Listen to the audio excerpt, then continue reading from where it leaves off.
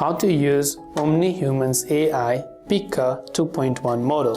So if you want to use the OmniHuman AI's Pika 2.1 model, so first you have to simply open your browser and go to pika.art, pika.art, and you will see this option. Now to use Pika 2.1, you have to simply sign in or create an account. You can choose to sign in with Google, you can choose to sign in with Facebook, Discord, or you can sign in with an email. So depending upon whatever else it is that you want to do, you can go ahead and then select sign in with Google option, and once then you can select your respective Google account that you wish to use or sign in with, hit the continue button right there, and once you select the continue option, you can see you'll be able to get access to Pika 2.1 and you'll have also successfully created your account.